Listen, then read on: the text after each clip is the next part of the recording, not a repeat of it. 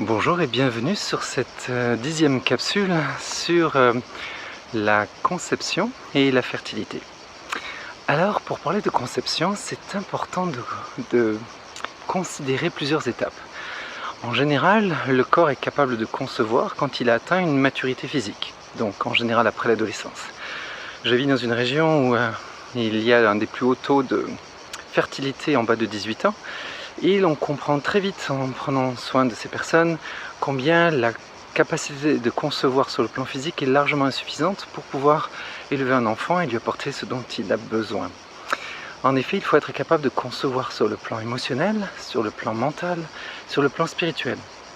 Quand cette capacité à concevoir est présente, alors on va pouvoir espérer avoir un enfant en santé et une famille beaucoup plus heureuse et épanouie, particulièrement pour l'enfant. La capacité à concevoir, qui est donc en rapport aussi avec la fertilité sur le plan physique, elle est la même sur le plan émotionnel. Et comme on l'a vu dans les autres vidéos, c'est important de se rappeler combien c'est notre rapport avec le plan, avec les principes masculins et féminins qui sont importants.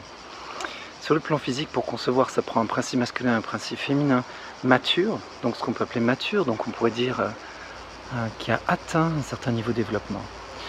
Sur le plan émotionnel, c'est un plan qui déjà la plupart du temps n'est pas développé ou sous-développé. Et sur le plan émotionnel, la façon de concevoir, enfin pouvoir arriver à cette maturité de conception, c'est aussi comment est-ce qu'on est capable de concevoir nos propres principes. Donc en tant qu'homme, on se rappelle qu'on est féminin. Comment est-ce qu'on conçoit notre féminité émotionnelle? Comment est-ce qu'on est dans la reliance émotionnellement? Quelle maturité on a atteint au niveau de cette reliance-là?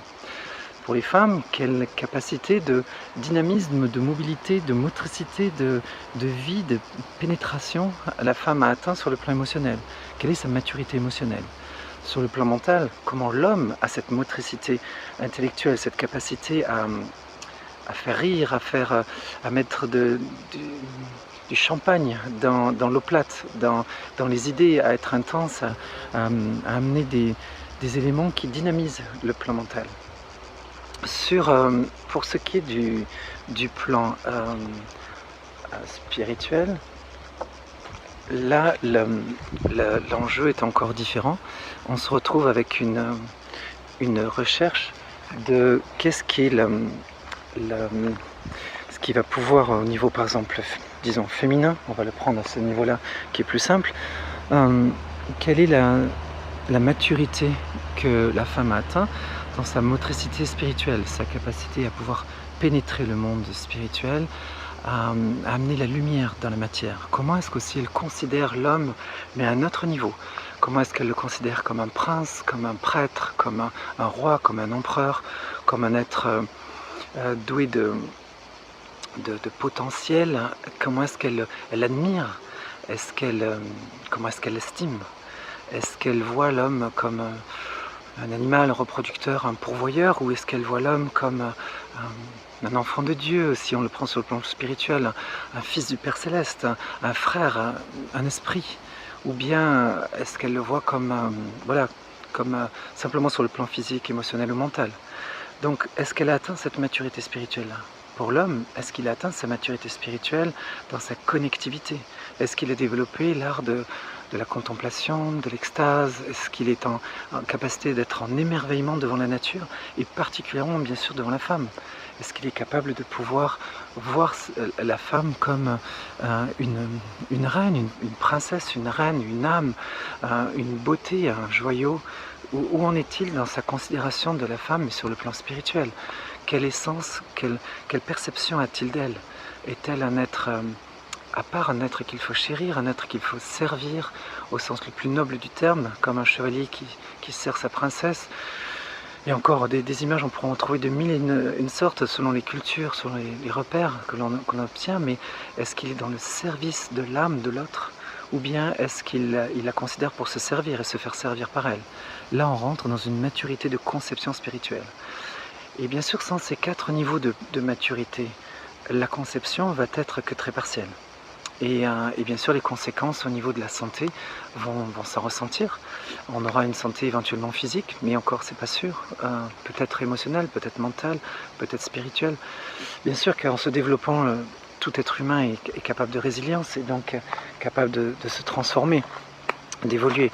Mais pourquoi pas ne pas donner à l'enfant dès le départ les meilleures possibilités pour pouvoir finalement se développer au mieux de ses potentiels et d'avoir des parents vraiment en pleine possession de leur pouvoir de conception.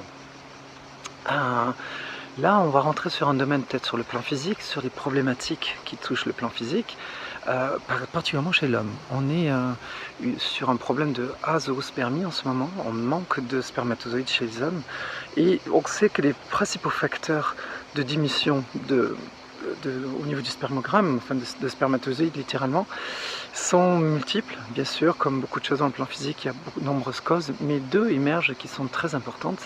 Les premières, c'est le contact avec les phtalates. Les phtalates sont ces particules pétrolifères qui sont dans les vêtements synthétiques, qui sont dans les rideaux de douche, particulièrement quand il fait chaud, ils sont particulièrement relargués, dans toutes les bouteilles de contenants plastiques, qui sont restés souvent dans des camions, qui ont chauffé, on boit de l'eau qui est de la bouillie de phtalates, et dans tous les contenants plastiques qu'on utilise pour faire du sport ou autre chose, c'est des grandes sources de phtalates et c'est des killers, des destructeurs de spermatozoïdes.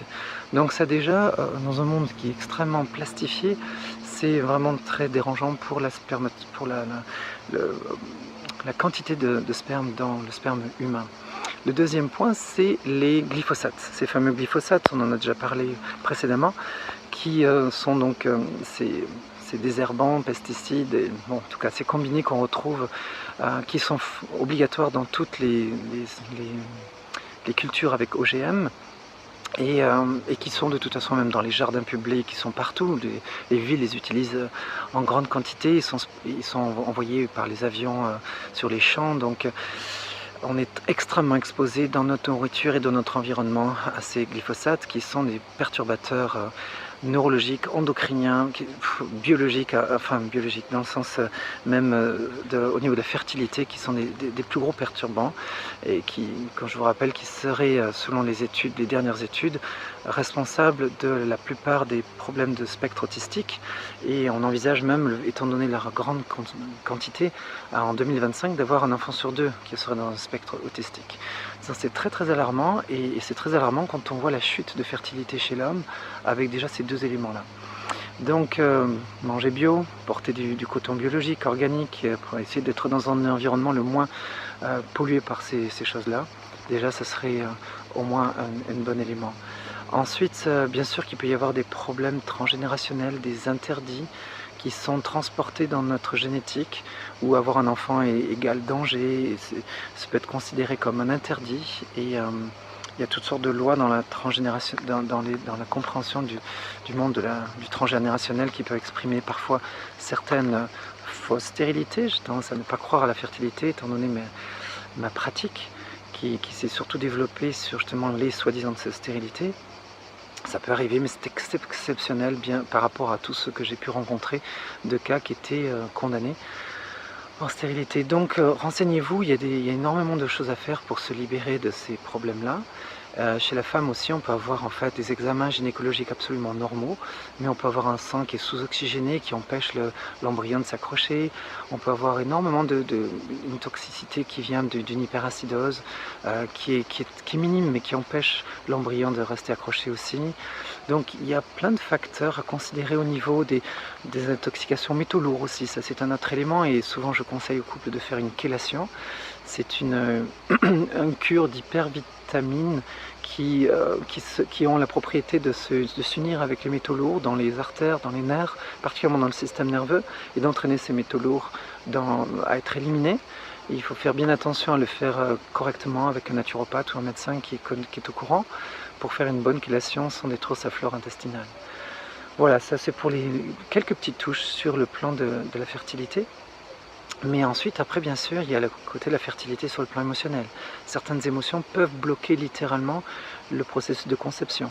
Et une immaturité émotionnelle aussi. Donc là, on en revient à ce dont on parlait précédemment, sur l'importance de cette connectivité chez l'homme émotionnel, cette ouverture de son cœur, à des valeurs qui le respectent et dans lesquelles il se sent respecté. On revient encore à la communication non violente pour faire, pour souligner, apprendre à se faire respecter dans son féminin, dans son connectif et dans sa capacité à fraterniser au niveau cœur. Particulièrement avec sa conjointe bien sûr, mais aussi avec sa famille pour se sentir en paix, pour accueillir un enfant dans cette ambiance de paix, de sérénité émotionnelle.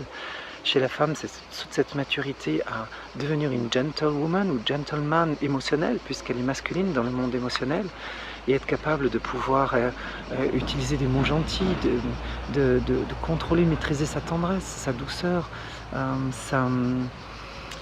voilà tous les sentiments qu'elle aime générer, dont elle a besoin et qu'elle a envie de partager avec l'être qu'elle aime, d'apprendre à les révéler, à les revoiler, à ne pas les mettre d'une manière brute, à ne pas les dévoiler et vouloir être accepté comme tel. Un peu comme l'homme sur le plan physique qui veut justement se dévoiler, amener son sexe et être accepté comme tel d'une manière brutale et directe et sans aucune poésie. Là c'est tout le contraire et c'est le même processus au niveau émotionnel chez la femme, qu'elle apprenne toute la beauté émotionnelle dont elle est porteuse, qu'elle apprenne à la voiler, à la révéler, comme on dit, non pas la dévoiler, pas la porter brute, mais la travailler, la raffiner, l'habiller, l'éduquer, pour que ce sentiment puisse être transmis à l'homme de manière acceptable, de manière sans le heurter, sans le blesser, puisqu'on se rappelle qu'il est féminin, avec douceur, tendresse, progressivité, de manière à ce que cette énergie émotionnelle soit un enrichissement dans la vie de couple, et non pas une source de conflit. Enfin, sur le plan mental, ensuite sur le plan mental, chez l'homme c'est la même chose, raffiner ses mots, savoir les habiller, ne pas les sortir d'une manière brutale, avec cette culte de la sincérité masculine, si sacerdotale, dans laquelle l'homme a tous les droits de s'exprimer parce qu'il est comme ça, comme dans le plan physique. Et non, c'est pas du tout le cas. Le masculin doit être éduqué, doit être raffiné, il doit être révélé, il ne doit pas être dévoilé. Et donc il doit pouvoir être habillé et que le mot prenne soin de dialoguer avec le féminin, donc le mental de la femme est féminin, de manière à pouvoir faire passer des idées, même l'humour, même l'humour doit être dans le dialogue et s'assurer que l'autre est dans une disposition à recevoir cet humour-là et c'est un humour qu'elle apprécie. Et si ce n'est pas le cas, de l'habiller de manière à ce que l'autre finalement puisse l'apprécier. Tout humour est formidable et c'est le propre de cette énergie masculine qui est souvent très pétillante, qui amène la vie, qui amène cette énergie, mais que ce soit de l'humour, que ce soit des concepts, que ce soit de la philosophie, que ce soit des choses beaucoup plus profondes, l'important c'est toujours de prendre soin que notre interlocuteur féminin ne soit pas perdu, ne soit pas bousculé, ne soit pas agressé, mais se mettre au niveau et toujours veiller à l'intérêt de l'autre pour que ce soit une vraie relation et non pas une logorée verbale qui étouffe l'autre et qui l'humilie ou qui le domine ou qui le sature. Donc toujours de veiller à cette énergie masculine qui est bien sûr dynamisante, mais qui doit dynamiser en prenant soin d'être accueilli, et d'ennoblir l'autre, et non pas de lui prendre, ou de se déverser sur elle. Et sur le plan spirituel, la même chose au niveau féminin. On a cette énergie spirituelle chez la femme très très forte, qui doit aussi se révéler à l'homme, et en utilisant les mots, en utilisant la patience, en utilisant toute la subtilité pour devenir aussi gentleman, pour devenir un éveil qui est de plus en plus conscient. Et particulièrement ce culte de l'admiration de l'homme, mais dans son essence, pas dans son côté prosaïque, mais l'admiration de son essence masculine, amène chez l'homme en réaction, dans son partie féminine spirituelle, une énergie d'adoration de la femme. Et donc, quand un homme se sent admiré, il va vouloir couvrir d'or sa femme. Et il va vouloir la servir énormément. Et les Arabes ont un proverbe: traite ta femme comme une princesse, elle te traitera comme un roi. C'est malheureusement été utilisé d'une manière fausse et suffisante pour pouvoir exploiter encore les femmes. Mais quand on le prend dans son plan philosophique profond et spirituel, c'est une magnifique image. Et de voir sa femme, sa chérie, comme une pure essence, un pur joyau qu'on veut honorer, qu'on veut élever, qu'on veut voir toujours de plus en plus grandir, s'épanouir et manifester tous ses potentiels, permet à cette femme de pouvoir admirer l'homme dans son lien à elle, dans justement cette spiritualité, elle est connective. Donc plus l'homme prend soin de cette énergie spirituelle de la femme, plus il la chérit, plus il veut connecter avec elle, plus il l'entoure de son adoration, de sa vénération, mais dans un sens vraiment élevé, non plus sur le plan physique ou des attributs physiques, mais sur le plan de l'essence, cette essence féminine, cette pure poésie, plus il est capable de l'apprécier, de la souligner, d'y être attentif et de toujours l'amplifier, plus bien sûr le retour va être grand, puisque cette énergie spirituelle chez la femme est masculine et elle va pouvoir développer une admiration de l'homme à un niveau qui va le faire sentir un être exceptionnel, un être spirituel profondément, et le sortir de cette condition. Elle a tendance à être trop le nez pointé sur la terre, trop se matérialiser. Elle va pouvoir le spiritualiser d'une manière beaucoup plus grande et le remettre en contact justement avec cette force spirituelle connective. Là, on va parler de véritable conception, parce qu'on peut avoir une conception qui se passe à tous les niveaux. Et là, enfin, on devient parent, on devient capable de concevoir, on conçoit quelle est la conception que l'on a de soi-même, de différentes parties masculines et féminines dans son être, la conception du féminin en face de nous, comment est-ce qu'on le considère au bon niveau, dans la bonne polarité. Et à partir de là, on devient, dès qu'on est capable de concevoir correctement et dans la beauté et dans la santé et dans la vitalité et dans la beauté de l'essence même de l'autre, alors bien sûr qu'on est prêt à concevoir un enfant. Parce que là, on ne va plus attirer juste un corps, on va attirer un cœur, on va attirer un intellect, on va attirer une âme, un esprit, on va attirer un être complet. Et donc à partir de là, les parents vont pouvoir concevoir pour un être et non pas pour leurs besoins personnels.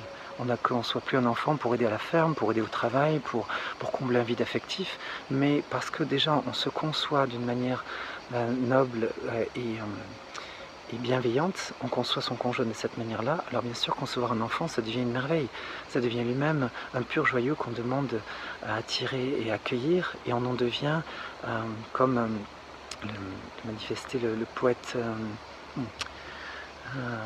j'ai oublié son nom, on devient l'arc qui envoie Khalil Gibran, devient l'arc qui projette très loin cet enfant, très loin dans le ciel, très loin dans la vie, très loin dans toute l'expression de ses potentiels et de ses richesses. Voilà, donc voilà cette petite capsule pour commencer une série, j'espère, sur le monde de la conception et de la fertilité. Très bonne journée.